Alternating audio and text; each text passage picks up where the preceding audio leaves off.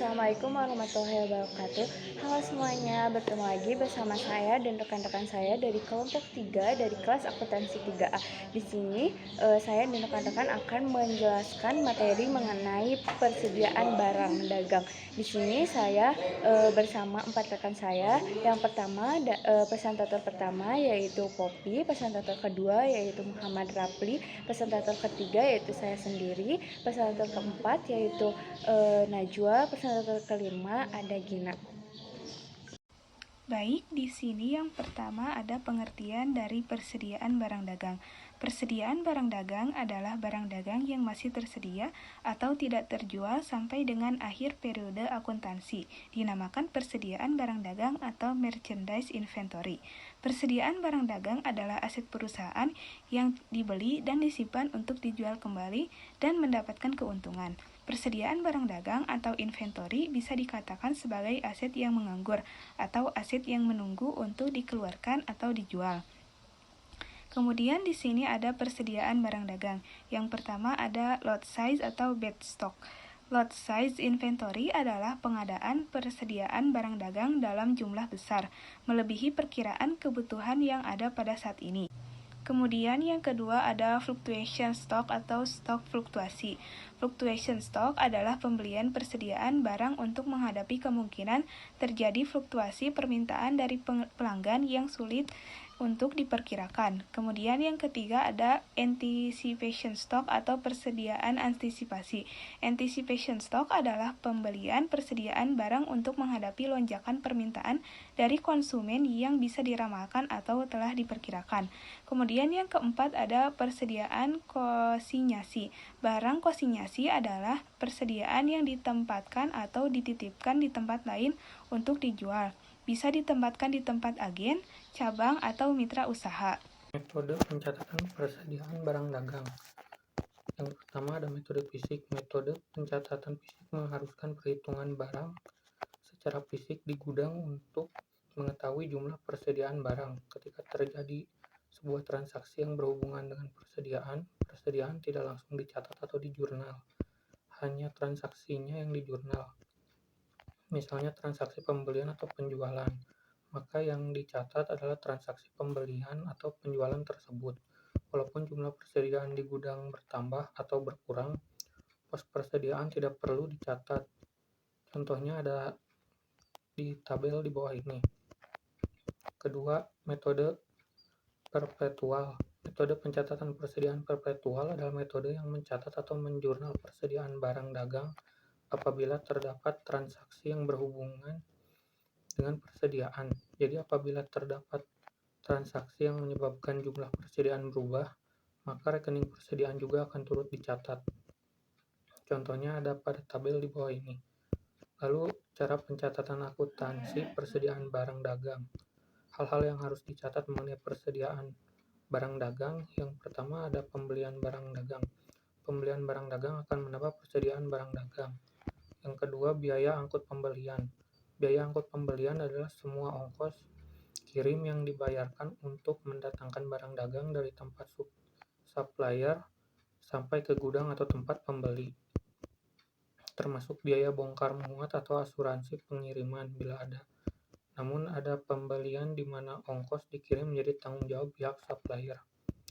Yang ketiga ada return pembelian.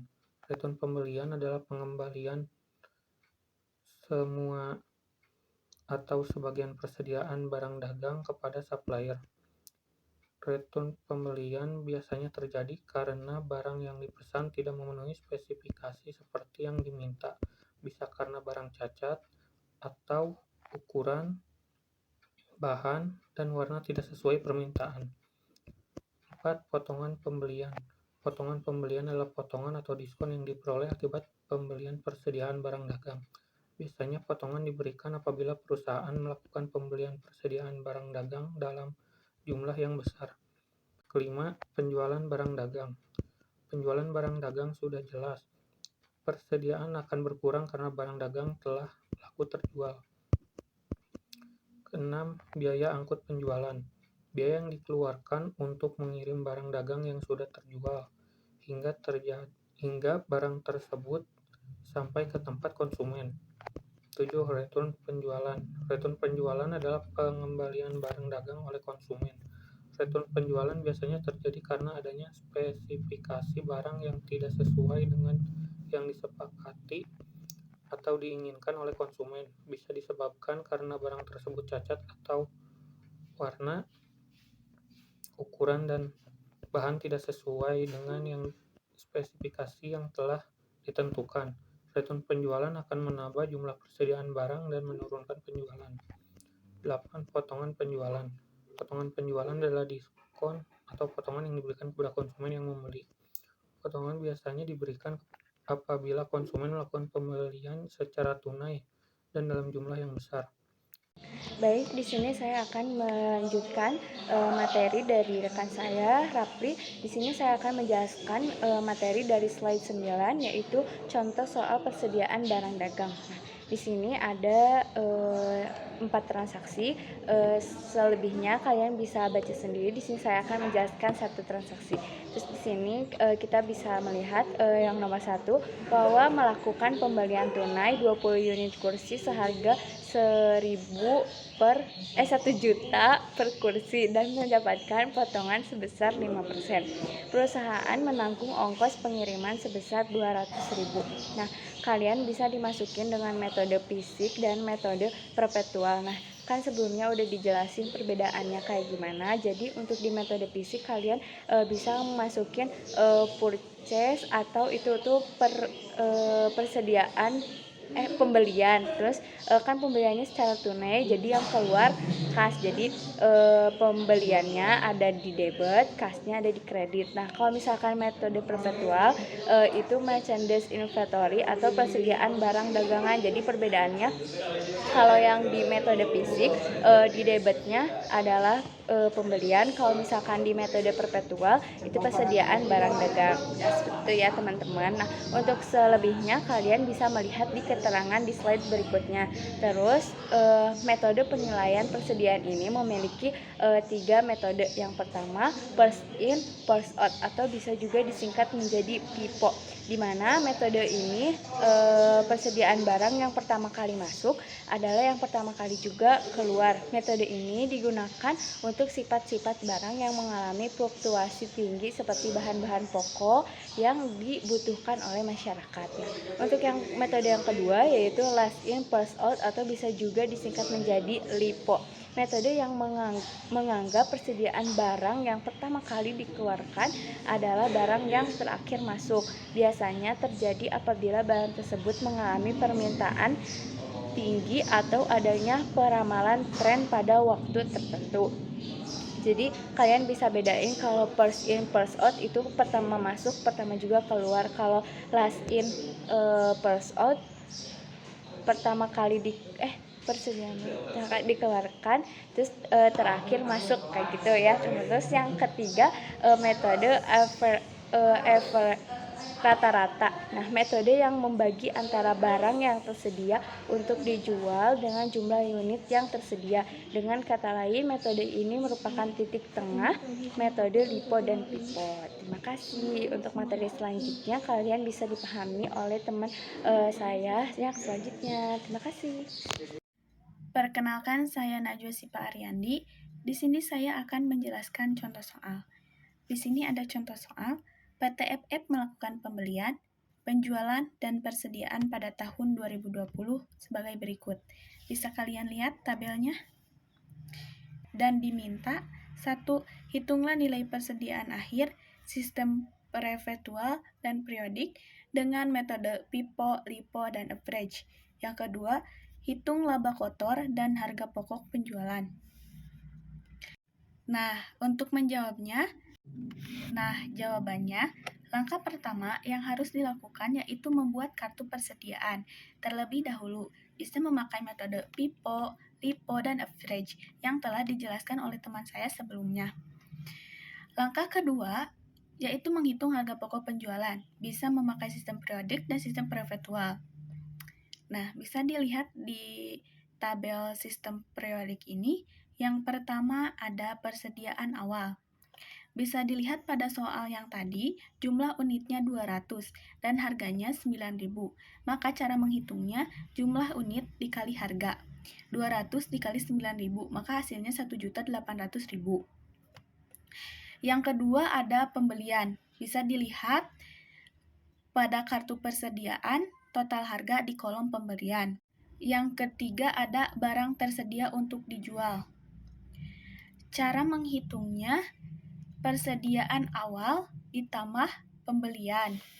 Yang keempat ada persediaan akhir. Bisa dilihat pada kartu persediaan, total harga di kolom persediaan. Yang terakhir ada harga pokok penjualan. Cara menghitungnya, barang tersedia untuk dijual dikurangi persediaan akhir. Nah, untuk sistem perpetual ini masih sama dengan sistem periodik. Dan untuk menghitung laba kotor, penjualan dikurang harga pokok penjualan dan hasilnya menjadi laba kotor. Sekian, terima kasih. Baik, saya akan melanjutkan pembahasan dari rekan saya sebelumnya, yaitu metode average atau rata-rata. Pada transaksi yang terjadi pada tanggal 2 di bulan Januari, di mana persediaan awal dengan kuantitas 200 unit dengan harga 9.000, maka total harga di persediaan awal sebesar 1.800.000, di mana hasil dari 1.800.000 itu merupakan dari 9.000 dikali 200. Dan untuk selanjutnya teman-teman bisa melihat sendiri, atau kalau ada yang kurang paham itu bisa menjadi salah satu bahan diskusi di pertemuan yang akan datang.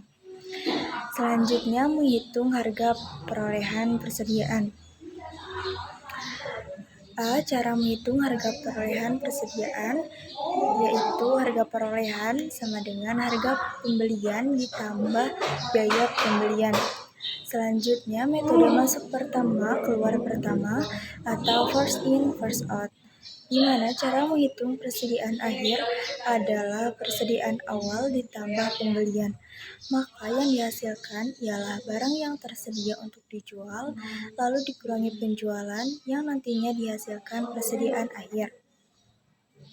Selanjutnya, metode masuk terakhir keluar pertama atau last in first out.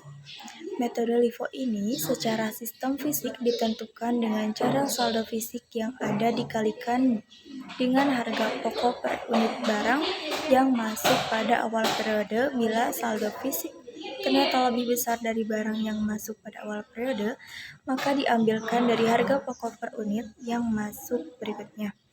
Sedangkan dengan sistem perpetual, setiap kali ada transaksi, baik pembelian maupun penjualan dicatat dalam kartu persediaan.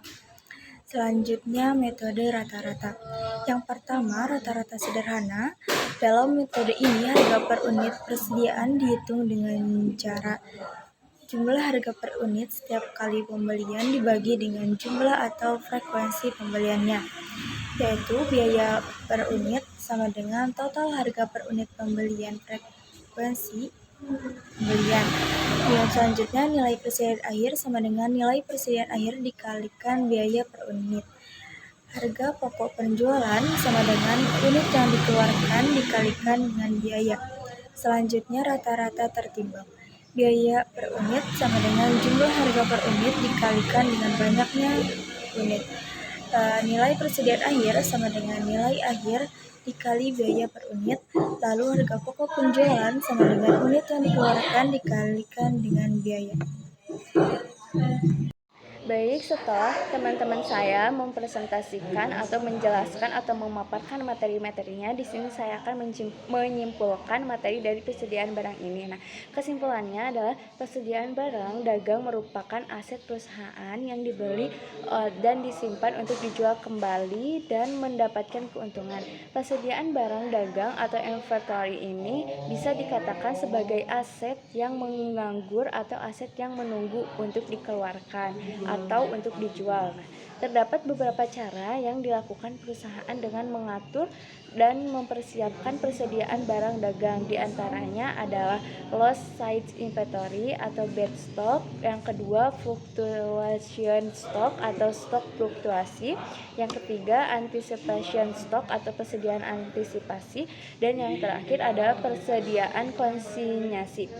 Kegiatan yang berhubungan dengan persediaan barang dagangan ini diantaranya adalah biaya angkut pembelian, retur pembelian, potongan pembelian, retur penjualan, potongan penjualan, dan penambahan pajak atau PPN atau PPNBM. Metode pencatatan barang ini terdapat dua metode, yaitu metode fisik dan metode perpetual. Metode penilaian persediaan didasari oleh sifat barang yang beragam, maka perbedaan sifat itu beda juga perlakuannya. Nah, komponen penilaian persediaan barang dagang diantaranya first in first out atau FIFO, last in first out atau LIFO, dan metode average atau rata-rata. Harga perolehan yaitu harga beli ditambah dengan biaya-biaya lain untuk pembelian dan penjualan. Baik, mungkin hanya sekian dari kelompok kami. Mohon maaf apabila ada kesalahan dari tutur kata ataupun mungkin kurang jelas dalam menjelaskan atau memaparkan materinya. Jika ada yang ingin ditanyakan, kalian bisa diskusikan nanti di kelas. Wabillahi taufiq wal hidayah. Wassalamualaikum warahmatullahi wabarakatuh.